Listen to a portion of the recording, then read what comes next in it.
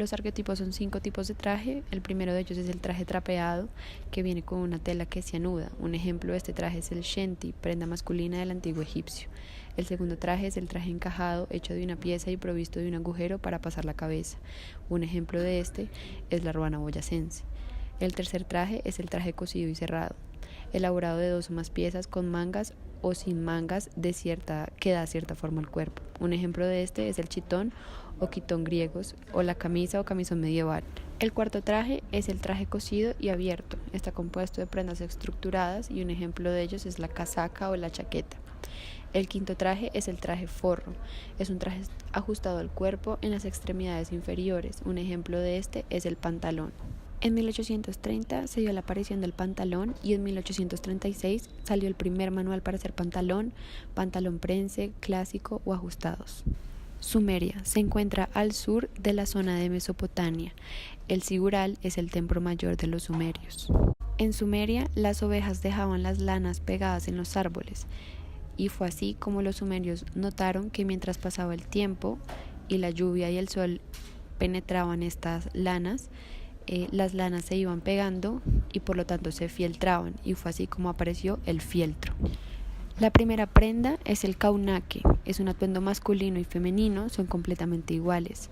Después las mujeres se lo subieron al hombro, los hombres tiempo después hicieron lo mismo. Los ensi eran personas con poder político y religioso. Ellos utilizaban barba y peluca postiza. Utilizaban cinturón para definir el rango social. Se maquillaban los ojos y se subían las cejas. Los guerreros utilizaban una especie de falda corta atada a un cinturón. El chal colgante es la prenda más antigua. Es en forma de vestido, era un faldón a media pierna enrollado en la cintura. Utilizaban también corpiño. El corpiño era elaborado en cuero en líneas horizontales. El traje de lujo masculino constaba de traje de piel o tejido de mechones. El traje de lujo femenino constaba de una túnica bordada en el extremo inferior. Esta misma tenía flecos que causaban una sensación de ensanchamiento. Usaban chales bordados con brillos encima. El peinado y el tocado. Las primeras pelucas eran de piedra. Entre menor era la estatura de la persona, sus pelucas eran más grandes para que asimismo se vieran más altas. En la joyería, el empleo del oro en collares y anillos era muy usado. En Egipto, la diosa Minerva fue quien les enseñó a coser. En ese tiempo se usaban lana, plumas, lino, más que todo el translúcido, para hacer las prendas de los egipcios. En las ceremonias, solo los faraones tenían permiso de usar animales enteros como atuendos. En ese entonces usaban aceites para oler muy bien, pues se preocupaban mucho por su apariencia y siempre estar impecables. Usaban colores crudos, usaban colores de piedras ágata y les quitaban, y cuando las mujeres querían llamar más la atención de sus esposos, en algunas ocasiones les quitaban el pelo a las esclavas para hacer pelucas y asimismo verse más bellas. El traje shenty se puede presentar de 3 maneras.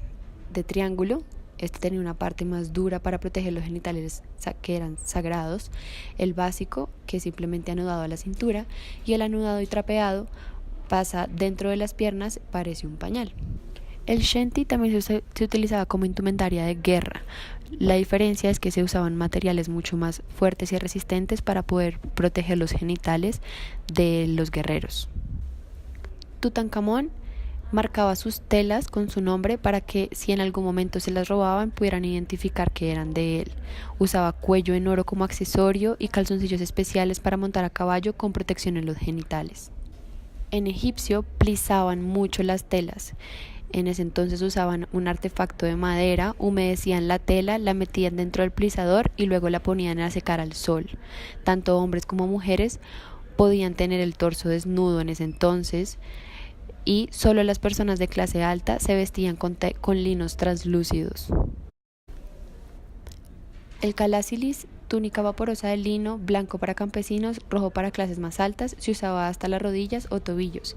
La joyería y ornamentos, quien tuviera plata se consideraba que tenía joyas hechas de hueso de los dioses. En los símbolos del faraón habían 3 clases de látigo: nejes, ecas, hem, barbas postizas con hilos de oro. buitre, cobra y nemes, coronas blanca, roja, doble, corona azul, de guerra y nemes. Estas mostraban las diferencias entre los faraones, entre la ubicación y entre el tiempo que pasaba. El dios funerario Anubis, dios de los embalsamadores, el buitre y escarabajo eran los símbolos más importantes para los egipcios. El talismán representa a los Ushebiti, ayudantes del dios.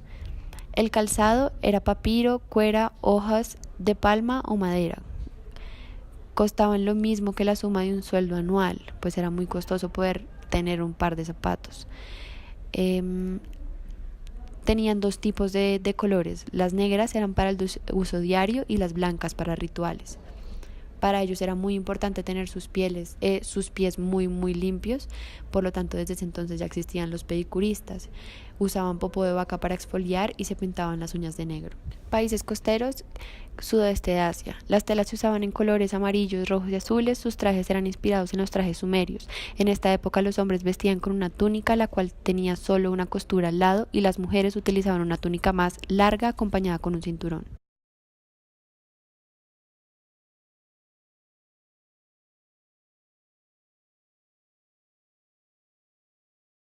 Países montañosos, suroeste de Europa y suroeste de Asia. En estos países se tejían seda. Estos tejidos eran utilizados en mantas y en vestidos. Tanto hombres como mujeres utilizaban trajes de colores púrpura y amarillo, principalmente. Sin embargo, las mangas de los trajes de los hombres eran más cortas.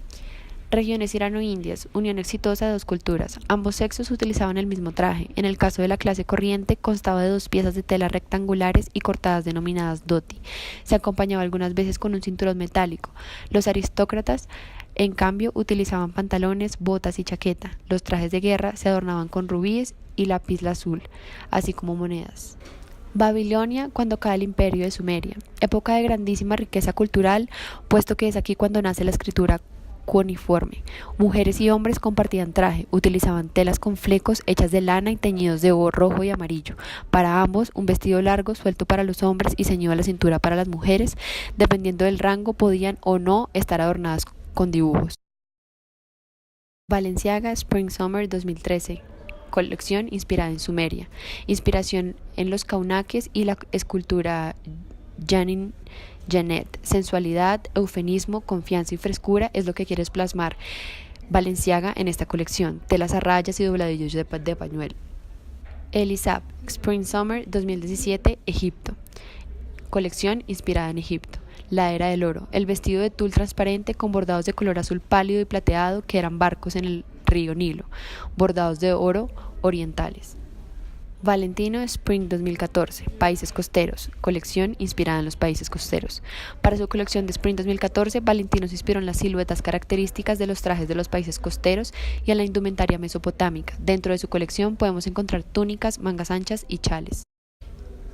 Sonan Amparas Modi 2015. Colección inspirada en países montañosos. Para esta colección, los diseñadores de origen indio utilizaron sedas y tules de colores pasteles adornados con hilos dorados y de corte suelto y holgado, semejante a los trajes de los países montañosos.